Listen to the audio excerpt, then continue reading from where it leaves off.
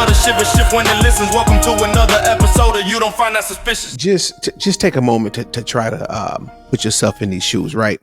So your significant other is doing a speaking event at a college, and some random guy climb a building, take a gun up there and snipe him, put him to death, put your significant other to death. While your significant other was speaking about his or her beliefs. The guy that allegedly sniped him is eventually caught.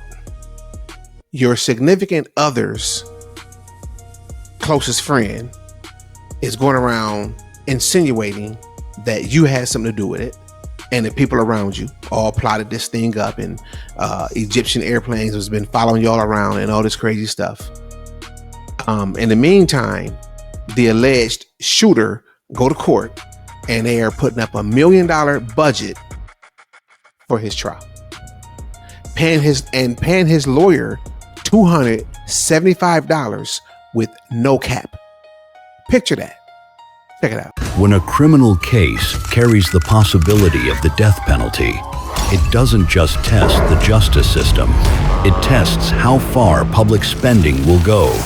And that reality is playing out right now in Utah County, where 17-year-old Tyler James Robinson, accused of killing conservative activist Charlie Kirk, has become the center of one of the most expensive taxpayer-funded defenses in Utah history.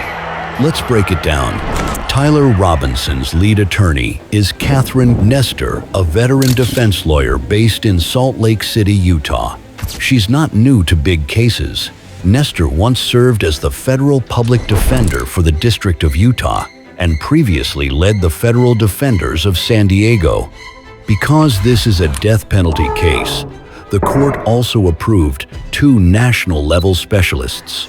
One is Michael N. Burt, a well-known capital defense lawyer from San Francisco, California. He's represented clients in major death penalty trials, including Eric Rudolph, the Olympic Park bomber, and Richard Ramirez, the so-called Night Stalker. The other is Richard G. Novak from Pasadena, California, another seasoned defense attorney known for handling complex federal capital cases. All 3 are being paid with taxpayer dollars. In March of 2024, the Utah County Commission approved a contract appointing Nestor as lead counsel. That contract set an hourly rate of $275 per hour, the highest rate ever paid for a county-funded defense case in Utah County.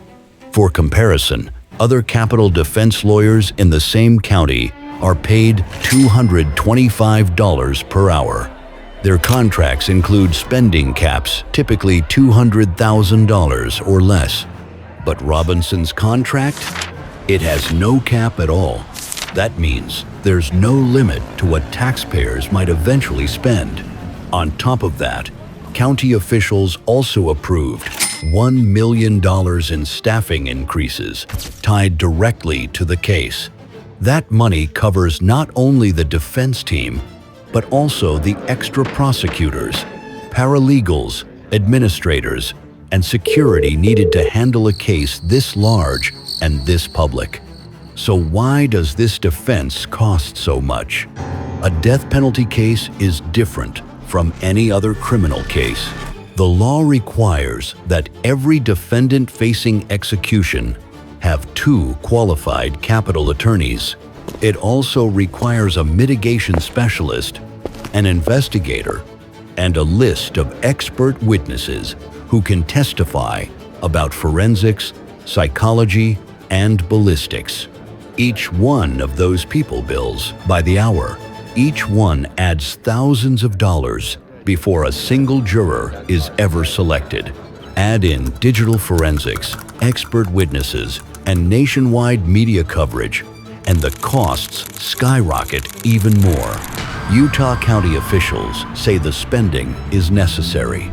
If the defense were underfunded and the case later overturned for ineffective counsel, taxpayers would have to pay to retry the entire case.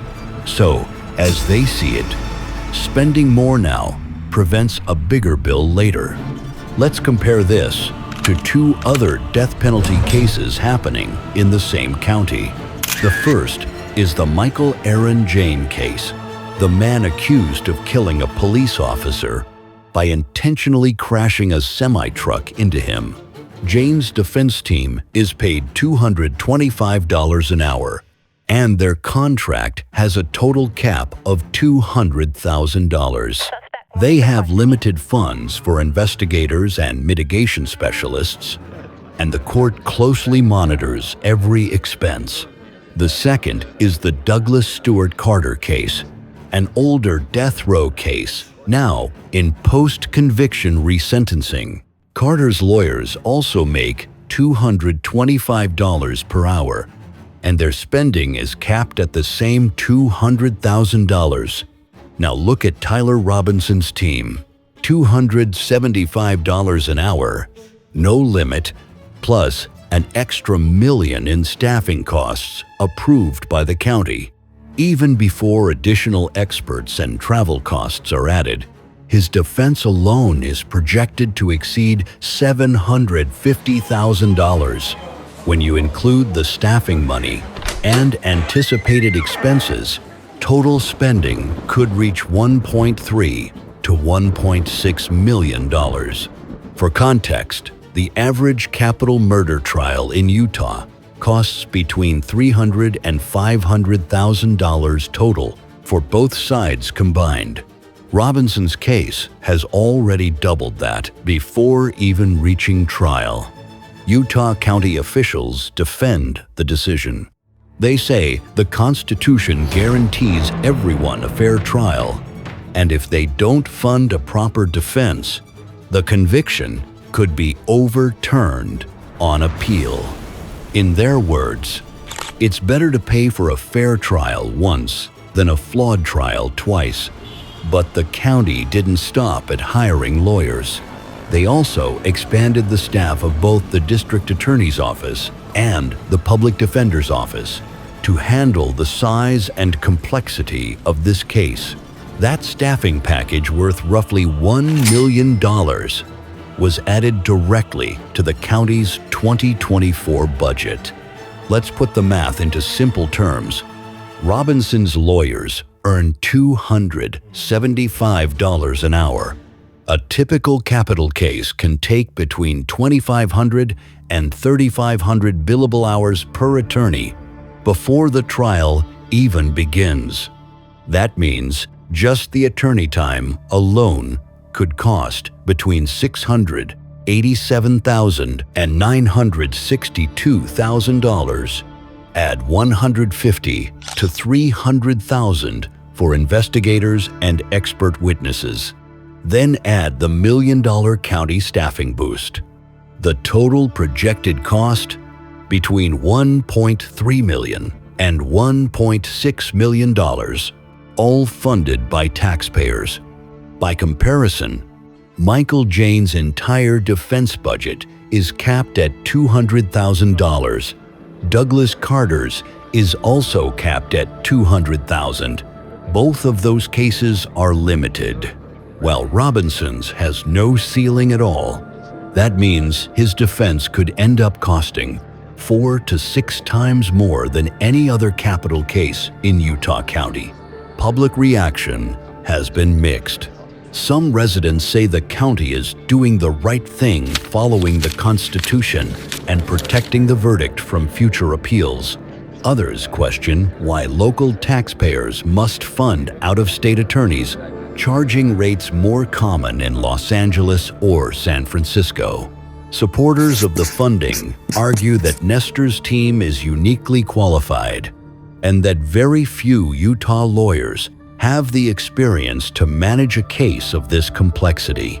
Critics, however, believe the county could have found capable counsel locally for far less money. Officials say they'll provide public accounting updates as the case moves forward, but because there's no spending cap, the final total may not be known until the trial ends, and that could take years. At the end of the day, The Tyler Robinson case reveals the true cost of pursuing the death penalty. On one hand, Utah County is ensuring the defendant has every resource the law requires.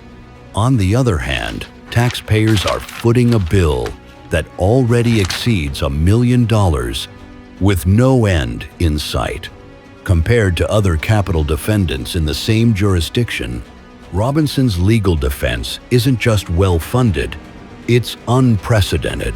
Whether this level of investment ensures a smoother trial or sparks even more public frustration remains to be seen. But one thing is certain: this case will go down as the most expensive court-appointed defense in Utah County history. A case where the price of justice, for better or worse, is being paid by the people themselves. So now here's one of the most bothersome things about this situation, outside of how they allowed this dude to do this and giving him all this money for his defense. You're giving him the best of the best on purpose. You are giving him more money than what almost every American could afford to pay for an attorney. And this is what y'all doing. This is what you're doing, because you saying, oh, you don't forget about the excuse. They said that, they want to make sure they get it right, because if they don't, they might have to do a retrial and that'll end up costing more money. Well, then what are you saying about the public defenders that is in your system? What are you saying? Are these people not qualified to run a trial? So you giving people public defenders that don't know what they're doing, basically, is what you're saying. So you decide to give this man all this money because he climbed the building and shot somebody's significant other. That's crazy. We make the system start to shiver, shift when it listens. Welcome to another episode of You Don't Find That Suspicious.